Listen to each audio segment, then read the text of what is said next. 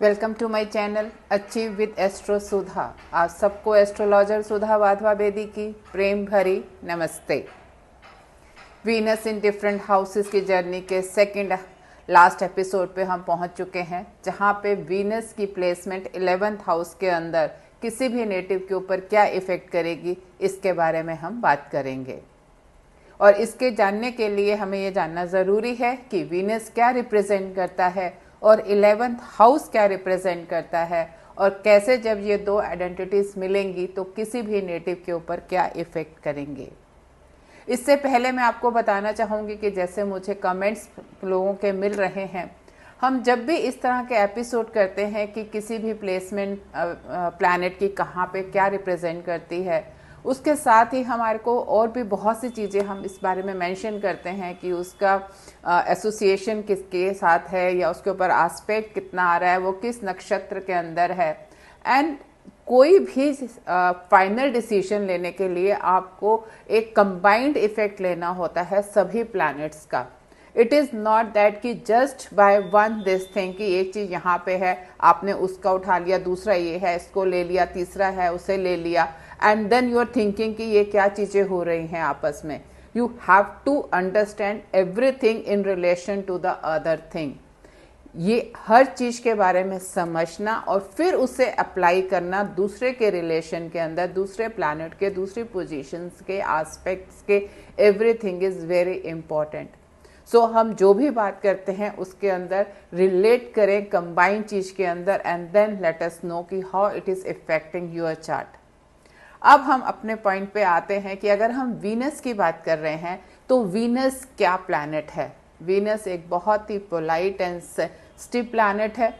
Venus आपकी love life को represent करता है, ability to handle your relationship के अंदर रिप्रेजेंट करता है, what is more important in relationship वो रिप्रेजेंट करता है, how do you take the relation, that is also seen by the Venus. अगर आप कोई मेल हैं तो वीनस आपका स्पाउस है, वहाँ पे भी हम वीनस को देखेंगे। काल पुरुष की कुंडली लेंगे तो 2nd एंड 7th हाउस जो है वो वीनस से रिप्रेजेंट होते हैं। 2nd हाउस है आपका फैमिली का, वेल्थ का, पोजेशंस का। तो जितनी भी पोजेशंस हैं, वेल्थ है, वो सब भी आपकी वीनस से देखी जाती है। 7th आपका हाउस ऑफ मैरिज है, मैरिड लाइफ है, वो हम वीनस से देखते हैं। इवन पार्टनरशिप, अगर आप किसी पार्टनरशिप में हैं, बिजनेस पार्टनर करना चाहते हैं, तो जो बिजनेस पार्टनरशिप है वो भी जो है हम 7th या वीनस के थ्रू देखते हैं। वीनस उसको भी रिप्रेजेंट करता है। मैरिज के बाद सर्कमस्टांसिस कैसे बदलेंगे, ये भी जो रूल है ये वीनस के थ्रू किया जाता है। Bollywood, Hollywood, all events, red carpet events, ये सब चीज़ें भी वीनस के से हम देखते हैं। एनी लग्जरी लाइफ, कोई भी लग्जरी आइटम्स, बढ़िया से बढ़िया कपड़े, ब्रांडेड क्लोथ्स, बहुत खूबसूरत घर, एक से एक shoes, jewellery, watches, any jewelry, you name any luxury item, that is seen by that Venus. And the most misunderstood concept कि Venus जो है सिर्फ materials and comforts की बात करता है, when we talk about the spirituality, it has a major role in that. Venus का जो exaltation point है वो 12th है, Pisces है, which is the 12th house of the काल पुरुष कुंडली, which denote your मोक्ष स्थान। तो अगर आपको मोक्षा के लिए भी जाना है तो वीनस उसके अंदर बहुत मेजर रोल प्ले करता है आपका। वहाँ से व्हेन मतलब it is seen in many कहते हैं प्लेसमेंट्स एंड नक्षत्रास, जब Venus just total give up कि इस लाइफ के अंदर, लग्जरीज के अंदर कुछ नहीं है, and then that spiritual path starts for the native. तो आपको not that only the materialistic comforts, even the spiritual path पे चलने के लिए भी वीनस आपके लिए बहुत मेजर रोल प्ले करता है। And it is a very mistake planet जो कि पोजीशन, साइंस, एलिमेंट्स की उसकी जो प्लेसमेंट्स होती है उसके साथ साथ उसके इफेक्ट एंड रीजन सब कुछ बदलने लगते हैं। So you need to be very careful when you are trying to understand the position of Venus in any house. Now if we talk about the 11th house, then it is an house of desires, it is an house of incoming gains. आपकी ability to generate wealth, your name, fame, reputation, your corporate circle, your high authorities, आपके जो भी group settings हैं, आपके friend circles हैं, professional friend circles हैं, ये सब भी आपके 11th हाउस से होते हैं. बिग सेलिब्रिटीज, कॉर्पोरेट सेक्टर्स आपके बड़े बड़े, एंड जो भी इस तरह की प्रोग्रेशन है आपकी लाइफ की, कि आप कैसे आगे लाइफ में राइज करेंगे, कैसे बढ़ेंगे, वो सब चीज़ें हम 11th हाउस से देखते हैं. And elder siblings also are to be seen by the 11th house. Now when these two entities are combining, when Venus is placed in the 11th house, then you will say कि it is a very interesting placement of Venus in the house of gains, जहाँ पे ये positive and negative दोनों aspect दे सकता है, depending upon the science placement and depending upon its aspect and different conjunction ये किन planets के साथ है, उस बात के ऊपर इसका बहुत इफेक्ट आता है. कालपुरुष की कुंडली के अंदर it is an house of Aquarius, और Venus generally is very comfortable into that Aquarius sign. जो शनि उसका बहुत अच्छा फ्रेंड है और वो वहाँ पे बहुत कंफर्टेबल फील करता है. But Saturn is very hard working planet, वो मेहनत में विश्वास करता है. And Venus wants comfort in everything. उसको प्लेयर चाहिए, उसको पीस चाहिए, इजीनेस चाहिए. There comes the clash. जब वीनस को यह लगता है कि मुझे यहाँ से कंफर्ट चाहिए, देन नेम, फेम, रेपुटेशन, ही टेक्स कि ये सब मेरी रिस्पॉन्सिबिलिटी है. वेदर कोई भी चीज लाइफ की होनी है उसको मुझे देखना है. Whether because it is a siblings house also, looking at the 5th aspect there, which is your love life also, which is the house of children also. ये मतलब you can say many things are involved in this thing. Then Venus think कि ये मुझे comfort पैदा करना है, ये सब चीजें मुझे करनी है. I have to make everything in line easily ताकि ये मेरे को सब comfort मिल जाए. But it clashes with the qualities of the 11th lord जो काल पुरुष का है, शनि का. देन व्हाट हैपन्स, उसका फुल कॉन्सेंट्रेशन जो है it goes on the one side of your name, fame, profession, career.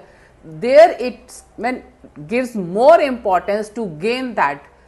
Then the love life जो आपका एस्पेक्ट आ रहा है 5वें के ऊपर, देयर इट गेट्स प्रॉब्लम. वहां पे दोनों के क्लैश होते हैं. And natives are generally not in a position to balance these two things in their life. It is seen generally ऐसे लोगों का कि in the early life they had the heartbreaks, या उनको उस तरह का they are looking for the true love, वो चीज़ नहीं मिलती है वहाँ से. And in that case उनका जो full concentration है they go with that professional उसके अंदर, और वो उसी चीज के ऊपर पूरा का पूरा उनका लाइफस्टाइल चलने लग जाता है. इट इज ऑल्सो सीन कि this Venus delays the marriage, because such natives what they want कि पहले हम प्रोफेशन के अंदर पूरा अपना पूरा गेन कर लें लाइफ के अंदर, जो भी उनको अचीव करना है, जिस तरह के positions they want in life उसको अचीव कर लें. After that they thought think कि हमें अब शादी कर लेनी चाहिए और we shall enter into the family life. Because and it is not only the love या फैमिली का, because it is expecting the 5th which is your children house also. तो such natives wants to have the children also in their life, or because to have the children they go for that marriage. But it generally delays their marriage because of the reason of taking the profession before their anything of their life. क्योंकि Venus जो है मतलब it wants to get all the desires, क्योंकि उसको ये वैसे अपनी भी डिजायर का उसकी है, और जो 11th है वो भी हाउस ऑफ डिजायर्स है, इनकमिंग गेन्स हैं. तो वो जब दोनों चीजें मिक्स हो जाती हैं और उसको वो चीज़ अट्रैक्ट करती है बहुत ज़्यादा। But here Venus work like a smart work, not like an hard work like a Saturn. तो यहाँ पे वीनस का जो रोल है, it has a big corporate circle, friend circle बहुत बड़ा है, एंड दिस वीनस नोस कि मुझे किससे कैसे क्या क्या बेनिफिट्स लेने हैं, and can मतलब take advantage of everyone which is related to it, being a very very large friend circle, corporate circle, where it deals with everyone and take whatever it can from everyone. तो ये जो चीज Venus की है, ये बड़ी उसको मतलब यहाँ पे बैठ के उसको encourage करती है to take all the benefits and get all the gains and pleasures into your life. And this being the 12th from the 12th which says कि loss of the spirituality, तो ऐसे लोगों का जो generally seen in the very very late life they may go towards the spirituality, otherwise they are more into that materialistic world, या उनको जो भी है एक comfortable life and उसी तरह की चीज़ों के अंदर they remain happy and remain contented into this. तो स्पिरिचुअलिटी का जो उनका फेज होता है that comes very very late into life, and if this Venus is more combined with the malefic influences, 11th के अंदर और मैलेफिक प्लैनेट्स भी हैं, then such Venus take the responsibility of other things also on itself. क्योंकि ये मतलब यहाँ पे वीनस को बैठ के ऐसा लगता है कि ये सब मेरी ड्यूटीज हैं कि ये सब चीजें को अरेंज करना, and when other forces are also there, it becomes a burden on this Venus. So such Venus जहाँ पे malefic influences हैं, वो आपके उन natives के लिए एक प्रोफेशनल एंड पर्सनल लाइफ के अंदर बैलेंसिंग करना बहुत मेजर टफ हो जाता है, उसको कैसे वो हैंडल करें। सो अगर आपका किसी का भी वीनस विद मैलेफिक इन्फ्लुएंसेस हैं, दे आर एडवाइज्ड कि वो अपनी फैमिली लाइफ के लिए बहुत मतलब इस चीज़ को केयरफुली चेक करें और उसको बैलेंस करें, मैनेज करें, otherwise it is going to create big problems into their married life, क्योंकि वो लोगों के लिए प्रोफेशन के आगे और कुछ नहीं रह जाता, and that creates big big problems into their married life. और किसी किसी साइन के अंदर तो इट इज सीन कि जो ये वीनस है, सम नक्षत्रास and some sign, they only work for that money, materials, luxuries and nothing else. So very interesting, capable of giving plus and minus both into this sign, and generally such natives lead very very luxurious and comfortable materialistic life in their lifespan. इस episode में Venus के इस analysis को आपको कहाँ तक relate कर पाते हैं, अगर आपका भी वीनस 11th में है और वो किन प्लैनेट्स के साथ है, and does you relate yourself with this, तो प्लीज हमें कमेंट बॉक्स के अंदर जरूर बताएं। और अगर ये आपको चैनल पसंद आया है तो आप इस चैनल को सब्सक्राइब करें, लाइक करें एंड शेयर करें। आपका दिन शुभ हो। धन्यवाद।